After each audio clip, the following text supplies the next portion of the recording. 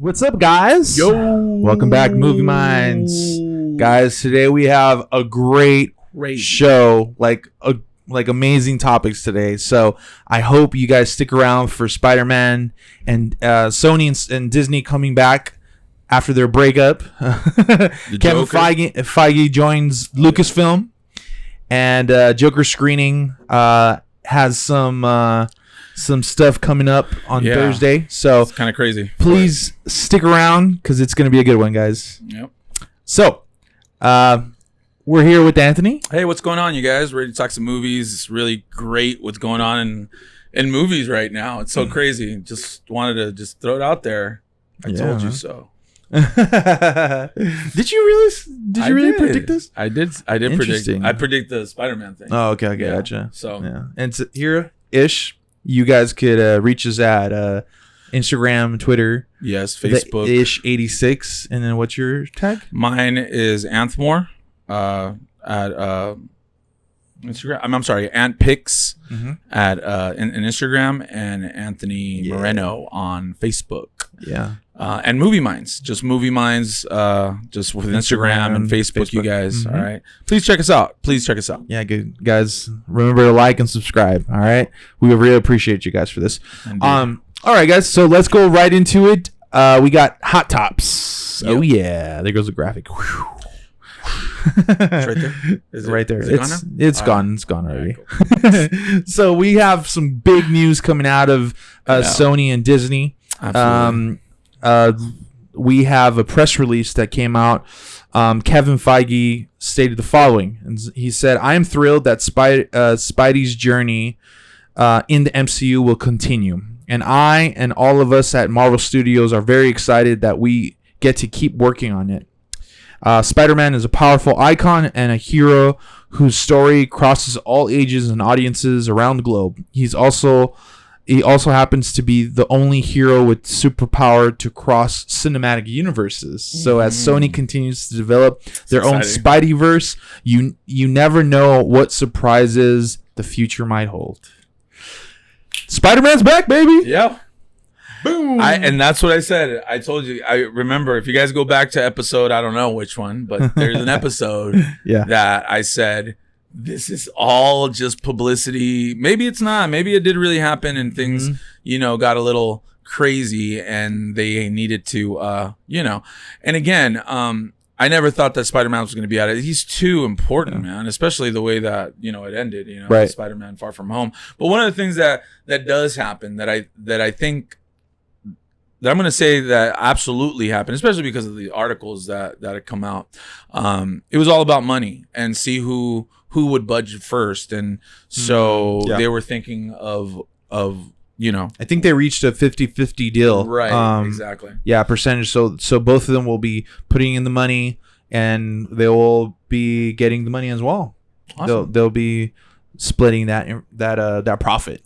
Yeah, and in the beginning, the reason why it happened, guys, it wasn't because neither of them wanted. Obviously, there's money to be made there, and that's why I said this is too huge for them not to obviously move on making sure that they continue with having Tom Holland as Spider-Man, or the Sony Spider-Man, and that's why they did it. They held off, and Sony held off in this case because let's just be honest, guys, Disney.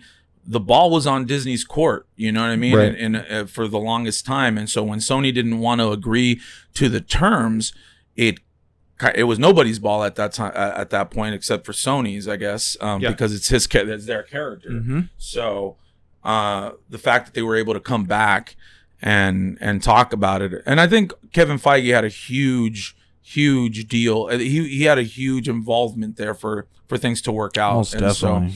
I'm really happy about this, guys. I'm sure Tom Holland is ecstatic about what's going on. Did you see his Instagram? I didn't, but I saw that he was putting stuff. So he put on a scene from Wolf of Wall Street where Leonardo is about to give himself in to the FBI. Okay. And he was like going to turn himself in and stuff like that.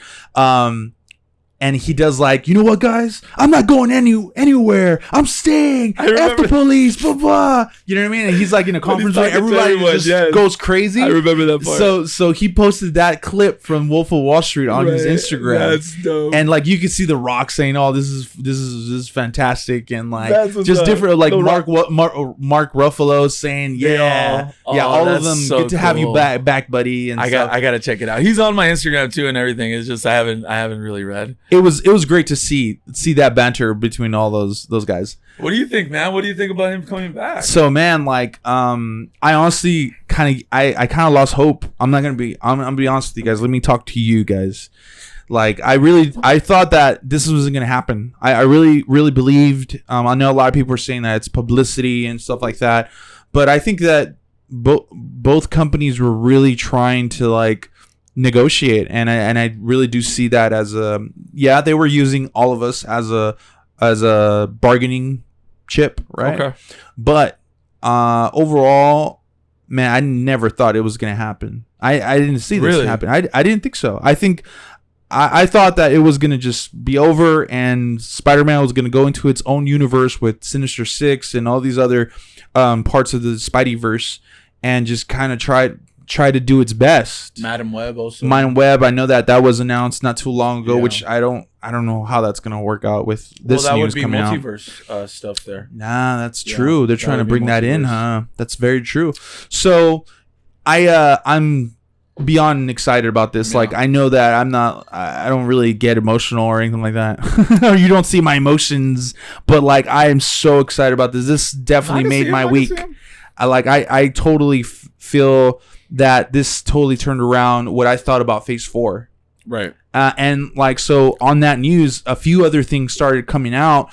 The news about Spider-Man coming back also was tagged with a July 16th, 2021 Spider-Man release. So it's going to be Spider-Man 3.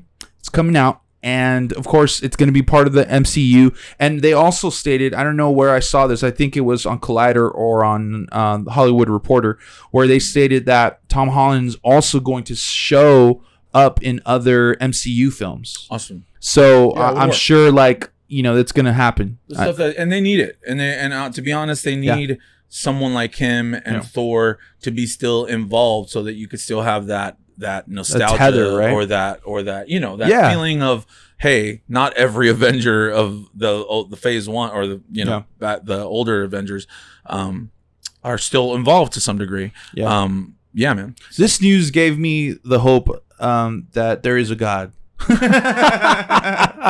Thank you, God, for this news. It was awesome to see that. Everyone's just so super excited online. I know you guys are super excited as well. I'm super excited. But I feel that it's just a dream come true, man. Like, I really want to see how they resolve on Spider-Man 3. Right. It's only one film, so I don't know what's going to happen after that. And I know Kevin Feige just said, hey, who knows what the future holds, right? Right. But they can't have this happen again. Like, they have to give like some sort of closure to this chapter with Spider-Man somehow. Right. And also at the same time leave it open-ended. I think that's totally possible. It's something that can be done, written into the story. But what do you think about that? I think, you're right. Yeah, I mean, I agree with you with the fact that they need to be able to solidify some kind of exit plan for Spider-Man, because it is a Sony property, and Sony obviously is going to want their property to be able to do with whatever. And so when that happens, is if Disney doesn't agree with the direction that they're going with it, that's where the issues start happening. And so they have to find an exit strategy for them. If anything, they should be smart right now and say, hey, you know what, we ran into this problem. We already know that Tom Holland's Spider-Man is working, so there shouldn't be so much push and pull now, because things they work things out, and obviously they're gonna make tons of billions of dollars with this one transaction that they did. And now you leave Spider-Man being able to be a part of multiverses, and look, guys, because it looks like MCU is gonna do that anyway. Well, I mean, they're gonna do that anyways, and they were gonna do it, I think, and this is why I'm telling you, man, that this was all with Doctor Strange, right? They're going to be doing that with the multiverse. And this is why I'm telling you that this right here, this transaction with Sony and Disney, even though to the public, yeah, it seemed like nothing. Between them, there was always communication. They were always knew that there was going to be a multiverse, that there was all these other things or whatever. Yeah. But I knew that they were going to revisit this and then go ahead and just move forward, because one of them had to bend their arm to some degree. And so I'm just excited, man. I'm excited that they're actually getting the Watts. Yeah. What's his name? That too. It looks like John Watts. John Watts is coming back. He's the one that directed Homecoming. Right. And actually the second one too. So right. he's the second director to actually film. There was speculation that maybe they would change directors for right. this. For but I see that hard. He's done 2 great Spider-Man films in a row. They were really good. Yeah. So I don't see how he wouldn't come back. But now, since you have Sony now with the same power basically of 50-50, that's a good point. They are gonna want to. I mean, I would do this. This is a no-brainer to me, right? I have the character Venom, which I think Venom made somewhere in the 700 million or something like that, right? Mm-hmm. Maybe less, maybe more, somewhere around the vicinity. Why wouldn't they put Spider-Man in that Venom universe? Yeah. It's a no-brainer. Sony's gonna make their own money, just like Disney's making their money. They want to do their own thing, obviously, because Disney has all these properties, Thor, all them. Sony doesn't. Mm-hmm. Sony doesn't really have properties in that, so they want to create it.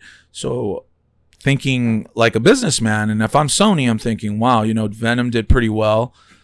How great would it be for us to put Tom Holland and Tom Hardy together in the same movie? That'd be so good. It would be so great. I'm sure they negotiated that because their future is in Venom.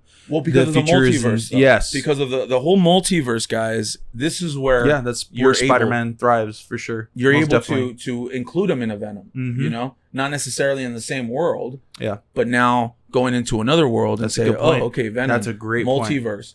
Madam Web. That's a great point. If for a lot of people that don't know about the comics or even the cartoons, because I remember the cartoons in the 90s, Madam Web was someone that Spider-Man went to so that he can go through certain portals or certain multiverse dimensions and go and work some things out there with similar kind of people like him, but just different.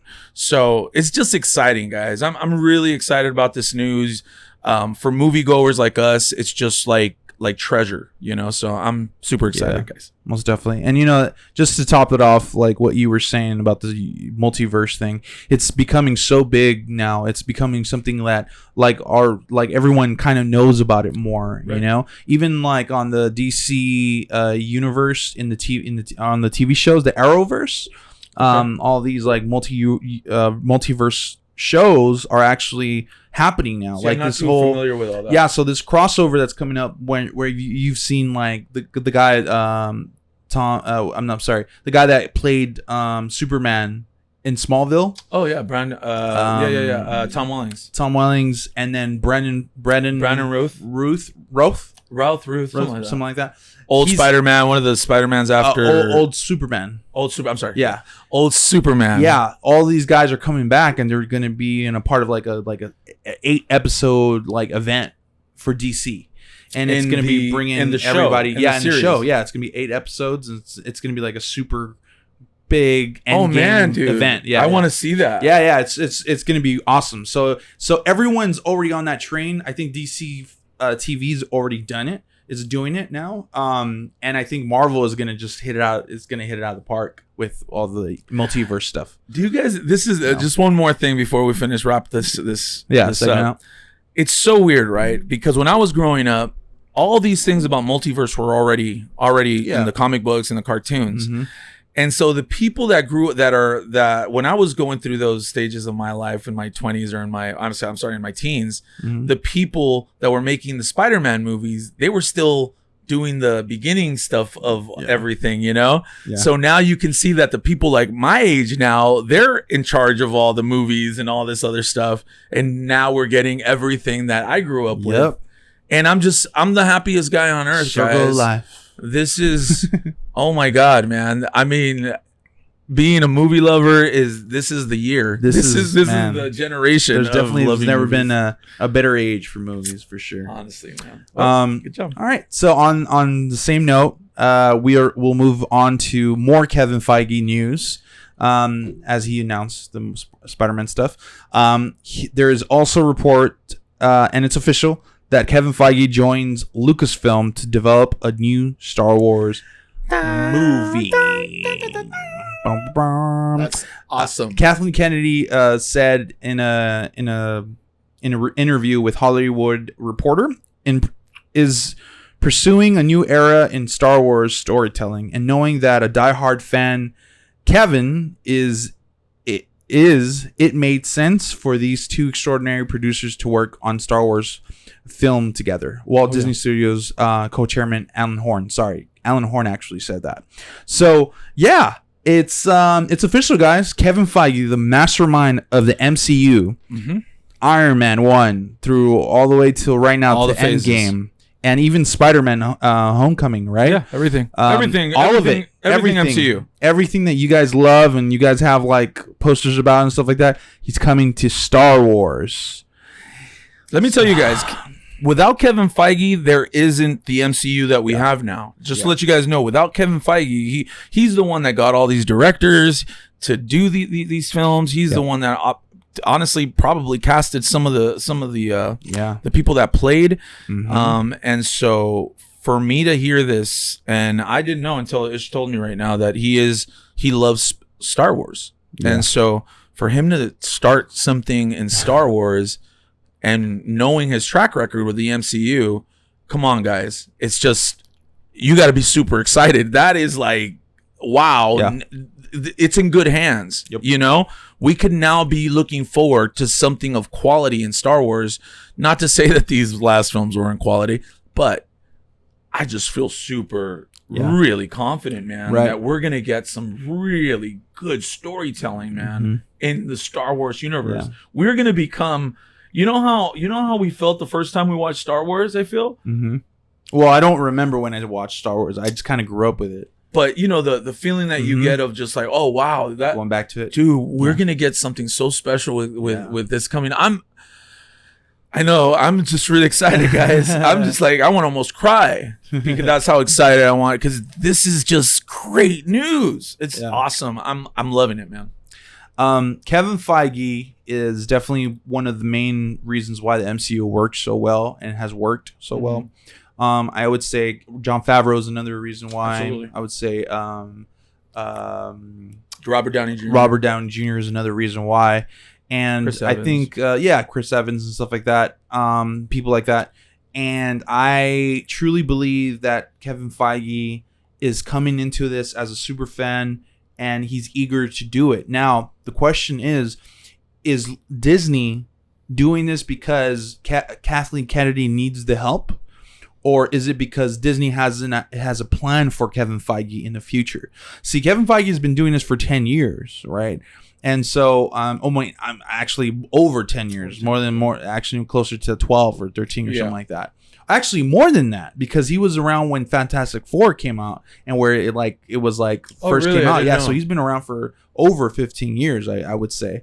So, what are your thoughts? I want to ask you a question again on that. Do you think it's because Kevin Feige requires it's something that he asked for? Like it said actually that he pitched this idea, but why are they giving him so much reins over it? Do you think it's something that he wanted to do as a passion project, or does Disney have other motives on this? Well, look, if I'm Disney, right, if it's just like anything else, you're in a job, you have a person that just delivered billions of dollars for you, okay, in the MCU. Was it three? Almost 3 billion? I have no idea, but I know it's in the billions of how much the over MCU. That, for sure. Absolutely.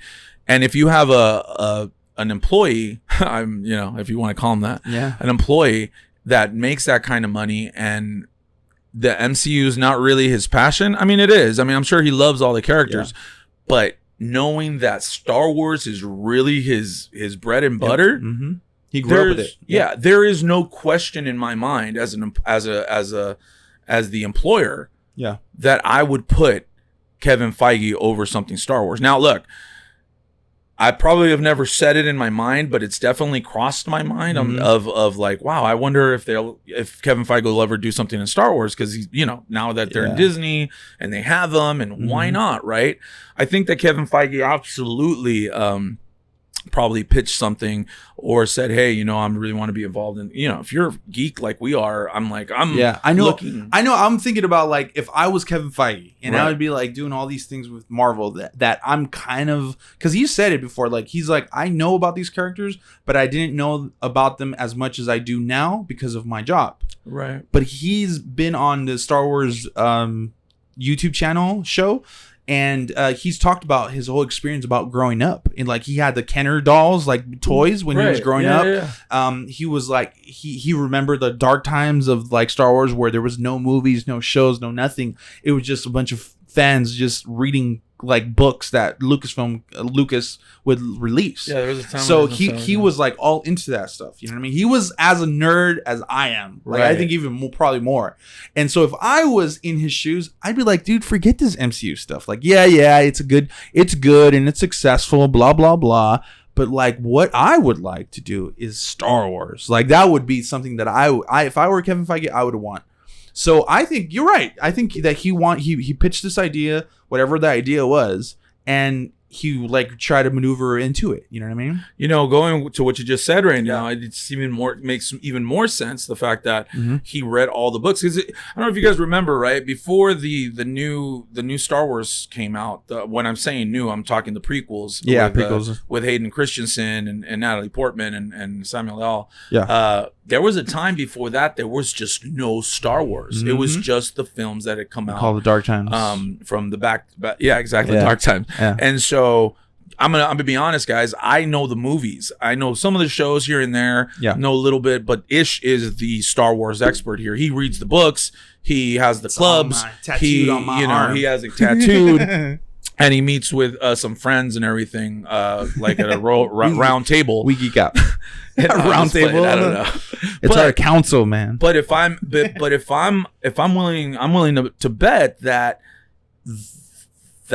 kind of knowledge that he got in in the dark times with just reading books and all these other things. He's gonna implement so much of what he's read. And one of the things that I told Ish the other day, I'm like thinking, you know what, man? It would be really, really cool if Kevin Feige somehow digs into that Luke and Kylo Ren relationship. How the training and all their relationship. And then we know a little bit more of Snoke. What you said. It's exciting, man. So like one of the things that that Marvel Studios Kevin Feige has said in the past is that he's already talked to a major actor for a role in the Star Wars film. That's what Hollywood Reporter said. That he already spoke to a major actor? He already spoke to a major actor. Oh my God, dude. You said major? Then he has to be big, bro. Studios President Kevin Feige will be teaming with Lucasfilm President Kathleen Kennedy on the new Star Wars film. Came news to Feige already has a major actor in mind for a specific role when the film comes together. A major actor. It's so hard to know who, because on Twitter, I'm on Twitter a lot, so follow me, the Ish86 or Darth Ish86. Collider posted, who would you like to see Kevin Feige bring from the MCU? And then someone tweeted out me. Who do you think that was? Robert Downey Jr. It was not him. It would have been awesome, but it was someone else. Almost as good as that. Chris Evans. Yep. And he would do so well in Star Wars because he has that like presence. That presence. He's just a great just a great figure. I don't know about his acting chops and stuff like that. I'm not like really interested in that, but like he's just really iconic. Like I could feel like his face will live on forever in my. He's Captain America forever now. Yeah, for sure. Forever he will be. I mean, man, dude, I'm not gonna pretend to be a little skeptical about it just because I don't know how it would work. Maybe he's too iconic. Maybe he's too iconic, and this is the problem, guys. A lot of people, what happens is that they get into these roles, right? And they made millions of dollars. They're okay for the rest of their lives. But, again, money is not everything. And people that love as a passion to act and be in movies, they want to not be remembered as one character or one show. What do they call it? One trick pony. Yeah. Basically. And so. Which at this point, I kind of feel like that with Chris Evans. Like if I would say like the most popular role he has is. Well, do you remember the movie that we reviewed, The Red Sea? Yeah, The Red Sea. You remember they were trying to get him out of that, but there was still so much of like you see him, it's like it's kind of hard not to see him. Exactly. Like I was waiting for the Shield to come back. I would, but I'm gonna be honest. I think Robert Downey Jr. in the Star Wars, man, that would be too big. It would just be so That'd be great. Too much. I feel like it would take away from like Star Wars, to be honest with you, because for me Star Wars is because he's too much Iron Man. Even you're right. Benicio del Toro coming out in The Last Jedi, like I loved him. I loved his presence there, but it really kind of took me out of the movie sometimes. I didn't like what they had him like. do. I actually really liked his like stutter and lisp and stuff. I mean, like that's that. cool, I but I just liked didn't it. like how they used him. But I do think that it would be too much of a big You're actor. right. You know what? Now that you say that, thinking about it, he's always going to be Iron Man. What about Brie Larson? What do you think about her? Like, I know that you're not a big fan of. I know Daniel said that he wasn't a big fan of. I'm not a big fan of Brie Larson. I don't like her as Captain Marvel. I think they could have done a lot better. Yeah. I honestly thought that Captain Marvel role should have gone to Margot Robbie. I think that she would have done great as Captain Marvel. Man, it would have been. She would have been amazing. Because she would have been able to fulfill the actual look of Captain Marvel. And the look, and not just that she has blonde hair, just the facial features. I don't think Brie Larson's very good. Honestly, I don't like her as Captain Marvel. There's this arrogance about her, I feel like, that I can't get over. And she's had these problems with even the actors that she works with. People have been pretty honest about saying that she's a bit difficult to work with. And the fact that she went on to the Oscars and basically said something about we talked about that before. Right. And even though she was all in her right to do so, and it's obviously a very, very big deal, I'm not discounting what happened. If he did that, I don't know. I'm not a judge here. But if he did do that, obviously it was wrong for him to do. But what if he didn't do that? And what if isn't there another way to come across as another venue to I mean, I just didn't think it was appropriate.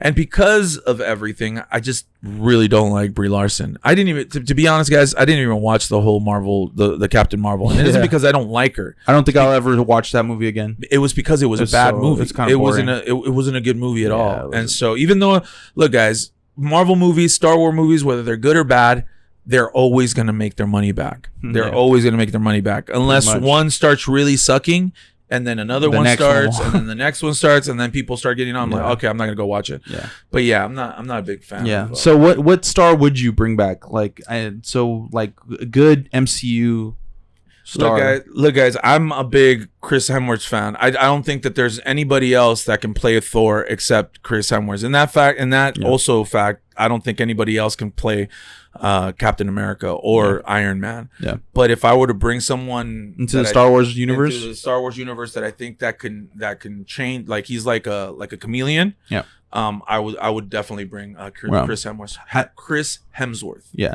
I want to bring in Michael B. Jordan. I know I say Michael B. Jordan's name like every single episode, but like I just love that guy so much, and I think that he is. I don't know about Star Wars. Not as big as an actor as Robert Downey Jr. and Chris Evans. We might not, because he was Killmonger. Obviously. Yeah. He didn't have a big role in the MCU. Even making him to like I don't know, like a bounty hunter or something like that. Just his like swag and stuff like that will like just seep through the armor or whatever costume he has. I think it would be great. You bring stuff up like that, dude, and then you start getting me excited about it, dude. Because then I'm just like, oh man, see, no, I like Chris Hemsworth. I mean, I like Michael B. Jordan. He's a great actor. He's gonna get an Oscar. Watch you. Wait and see. He is gonna be an Love Oscar Us winner. Or something like that. Yeah, man. Yeah. I wasn't even thinking about that movie. Okay. Right. Yeah. You know, I'm just thinking in his career, there's no way that he cannot get an Oscar. This guy is tremendously talented.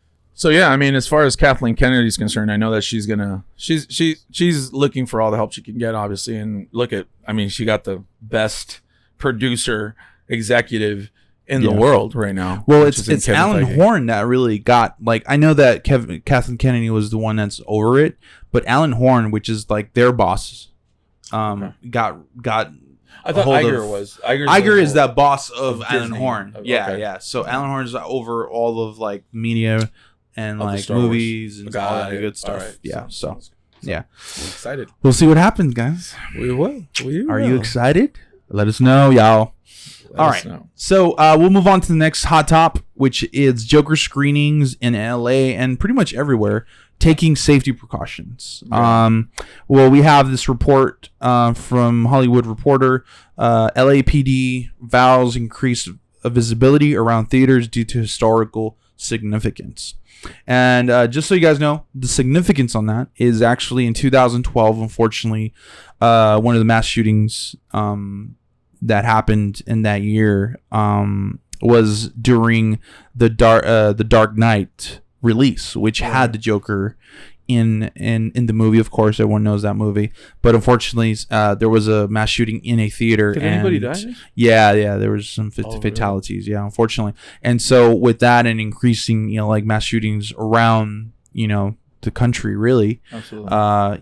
It's sad to have this such great event happening with the Joker coming out, with getting so many great reviews. I know I already bought we already got our tickets, right? And it's tough to see, but it's great to see that LAPD and I'm sure other law enforcement around the nation is taking precautions. So do you feel like it's something revolving the character of Joker as him being crazy as to why people would?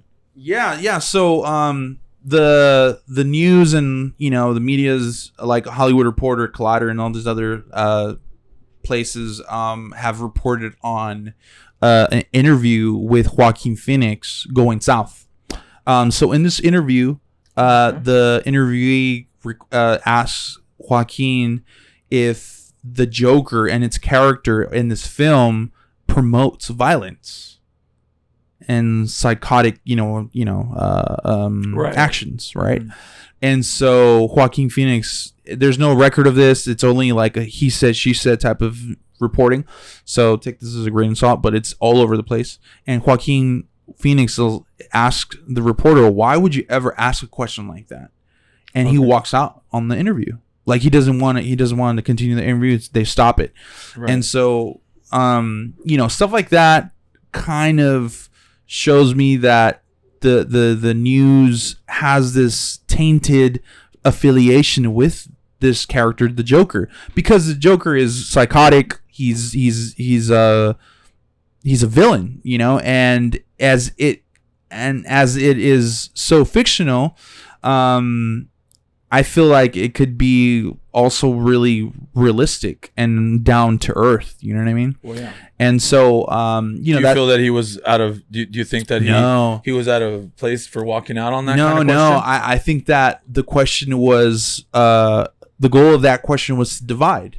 I think that it was a divisive question, and it shouldn't have been asked in that area. Why bring up something within art? And this is art.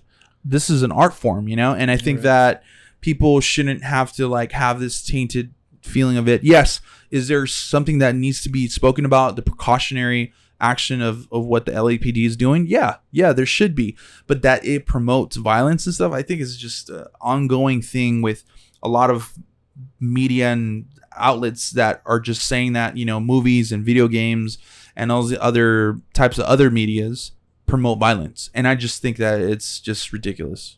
So the first thing that I agree with you. I don't, but if I could play devil's advocate really quick, okay. is the reporters have a job to do, and they're going to ask the questions that most people are going to want to, know about. And so the mass shooting of and especially because people actually, passed away, it's a question that gets posed to someone like Joaquin Phoenix because he's the one that's playing the Joker. And I think the way that you posed the question was, do you think that this film promotes violence? And absolutely, it's violent. I mean, the definition of promoting is putting it out there and showing it to people and making them, promoting it in your trailers to go and watch it. And so, definitely, I think that Joaquin, I don't think he was wrong for walking out, but I also don't think he was right for walking out. Only because I feel that it's best to clear things up. You really and make us understand and make us give us the perspective of why it does promote violence and things like that. He could have said, it does promote violence and it promotes, psychotic tendencies of some sort. But this is a movie. This is an iconic character that had been created years ago. And so that's what people need to take it as a fictional character.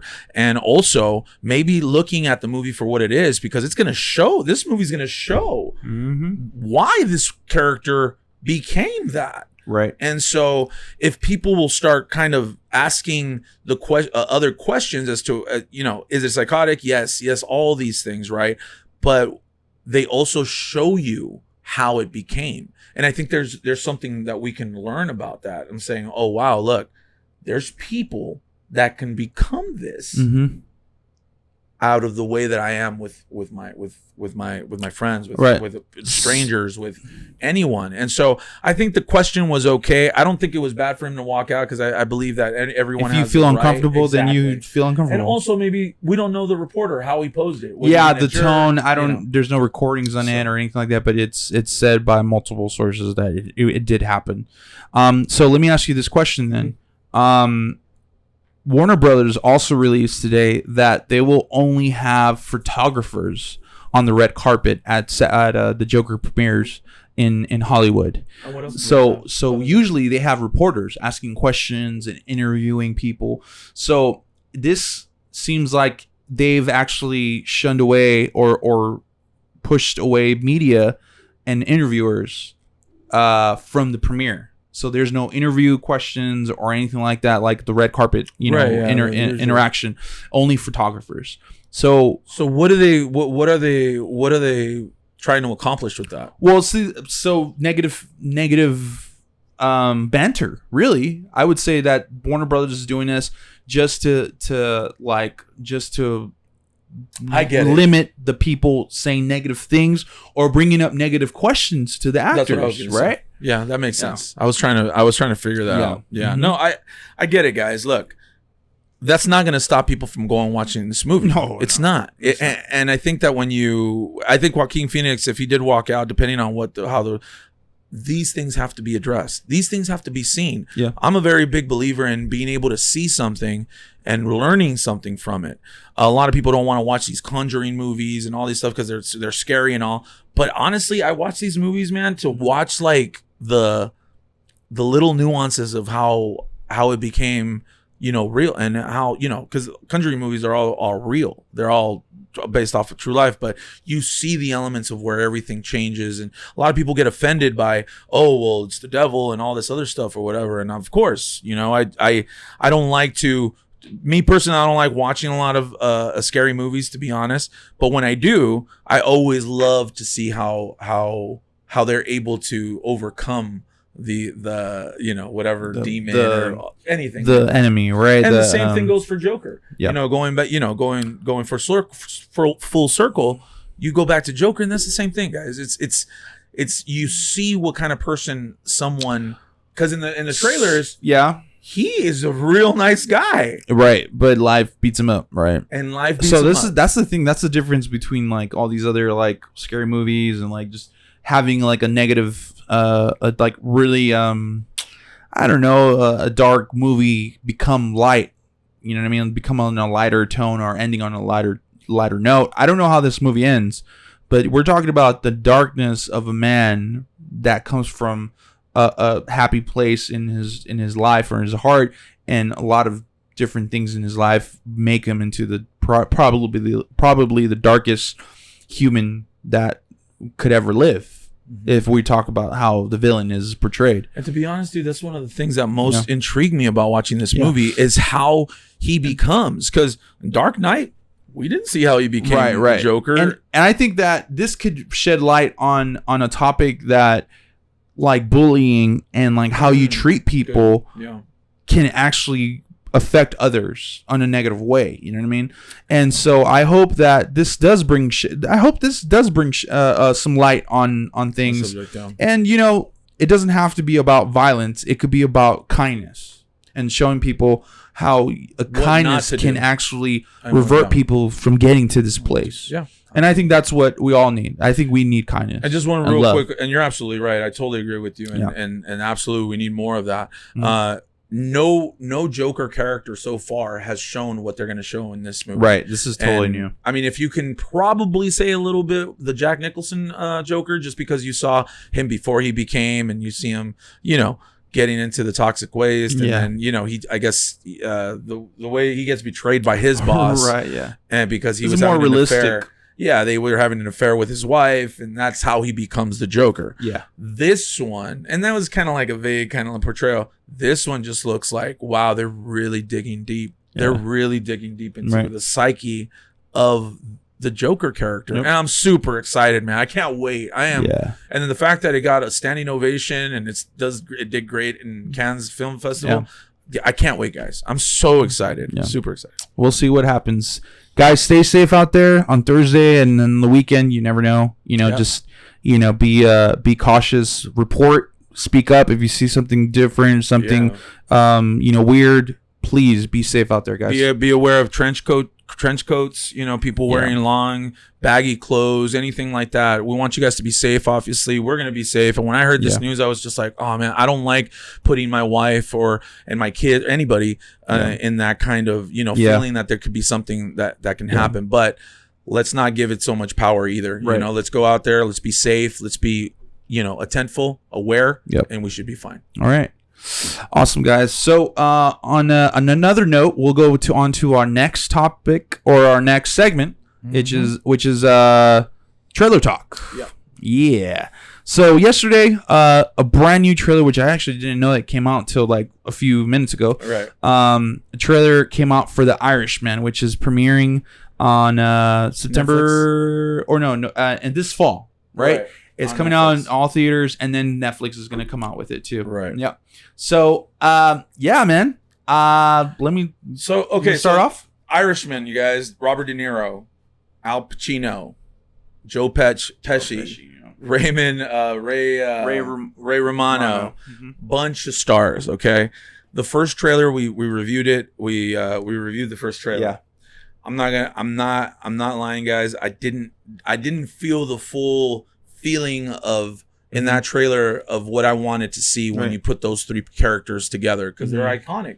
I watched this trailer yesterday, the new one. Night and day between the first trailer and this one. Yeah. This trailer had all the elements of the trailer when I watched Goodfellas, when I watched Departed, or when I watched the trailer for any of the the Gangs of New York. Like this is what I wanted to see. I am now psyched about watching The Irishman. If you guys haven't seen the trailer, go watch it. I dare you to not like it, because it just has all the elements. It has all the elements that I was looking for. And guys, there's a part of the in the beginning of the movie, Ray Romano and Robert De Niro are talking like so he could get a job, and they're just like, "Did you do that? Would you drink in the job?" No. And then they were cut to a scene where they were drinking. Did you hurt someone in the job? No. And it's just such a good trailer, man. I can't wait. It's so awesome, bro. It's so crazy how different I view this movie now after this trailer. Me too. Because I thought it was going to be more on like a serious note type of deal, more leaning towards, I don't know, maybe Goodfellas, a little bit closer to that. Right. But man, after watching this, I feel a little bit more of a Wolf of Wall Street type of deal. You know what I mean? A little bit closer to not fully crazy like that. No, but the same feel, right? Comedy, the pacing of it feels great. And I hope it's not just the trailer that's showing that, but that actual movie itself, because it's a 3.5 hour long movie. So I wonder if they're gonna keep it that way. The 3 hours and a half? They are? Yeah. Oh, really? Yeah. Dang, that's long, dude. So Martin Scorsese was given $200 million for this movie as a budget. $200 million. No wonder they have so much de-aging CGI in and apparently that had to do a lot with the technology on it. And that costs a lot of money, guys, to apparently. do. And then the stars, I'm sure they're giving them a lot. It probably took a lot of money to get Joe Pesci back.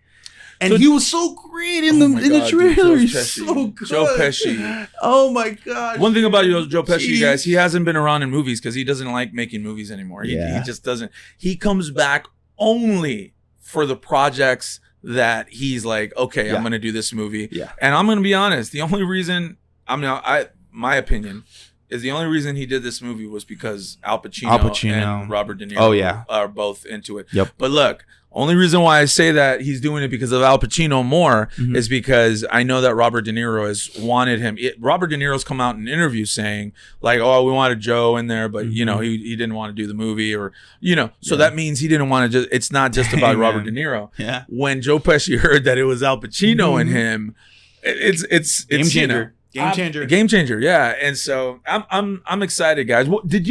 Were you able to understand the premise though? Like what the story really is gonna be about? From what I got is that a guy coming back out of jail or something like that, or coming from a different outside, location and coming back in to something that he feels that he was from. Okay. You know what I mean? I really don't know, to be honest with you. Yeah, neither do I. That's the same kind of feel. It's a mobster movie, you know what I mean? It looks like that's gonna be it. What it's cool to see about the release is that it's coming out November 1st. All right. All theaters only.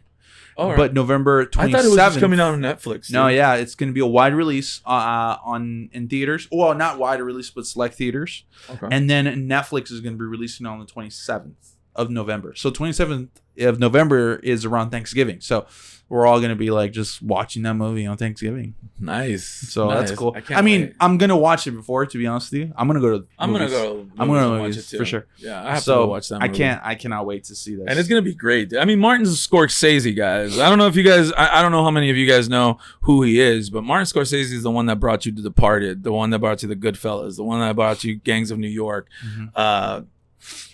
The one with Tom Hanks and Leonardo DiCaprio, I don't remember. But he brought you all those movies, and this guy is just at another level. The way that he looks at motion picture, and it's just gonna be exciting to watch. It's getting good reviews, by the way. The first reviews came out today. I don't read them, so I just saw like a tweet, and it was pretty positive. Too, so I haven't that's pretty much it. So it's getting good reviews. That's cool. Man. I didn't see any female. Stars or I didn't see any like. Doesn't seem like there are in there. I didn't see any in the trailer. Not that I could remember. So what? I mean, it doesn't need it, but I'm just saying I didn't. I mean, yeah. So it looks great. I hope that you guys will watch it with us. All right, absolutely, man. So that's pretty much it. We were going to do box office today, but we decided to not do it because we're not going to do it. It's pretty much the same. It's pretty much the same. Abomination's out in theaters. Abomination made like I think it made 600 actually it made like 625,000 on Thursday on yesterday's release. So so it's not. It's probably going to be the number one. Maybe not the number one movie because you have the other ones out. Right now, I think like Hustlers and stuff like that. It's going to be hard. So it's pretty going to be much the same. If you had to choose one movie that's out right now for someone to go see it that they haven't been to the theater in like 3 months, what would you give them? I would tell them to go watch It too. Yeah. That movie is just great. I mean, it has the incredible actors in it. Mm-hmm. The way that they were able to. Just the second one. I mean, these two movies are way better than the original movies back in the 80s. Okay, guys. For sure. Bill Hader, James McAvoy, and Molly, what's her name? Jessica Chastain. Jessica Chastain, yeah. Amazing performances, okay? They're great. If there is a movie that you guys should go watch and haven't seen, definitely It too. Oh, yes. What would you say? I would say the same. Okay. Yeah, cool. I would be exact same one. There it is. All right, guys. Don't go watch Hustlers, guys. Enough. Yeah, enough with it. Stop going to the movies for Hustlers. You know who you are. You know who you are. All right, guys. So let's just continue the banter in the comment section. Tell us what you feel about the Sony and Marvel, Disney Marvel coming back together and making love. With Spiderman, and then what about Kevin Feige joining the Star Wars Lucasfilm franchise? And then how do you feel about the Joker coming out next week? Are you going to see it? Yeah, comment about that, guys. That's an important subject, too. Comment about that stuff, you know? Yeah. And then the Irishman trailer as well. And the Irishman, yeah. Let us know what you guys think. Appreciate you guys. Like, subscribe, share. Facebook, Instagram, and all that good stuff. All the social media platforms. Don't forget to ring that bell so that you guys can get notified for any future upcoming content. And we're going to go ahead and stay movie-minded. Yup.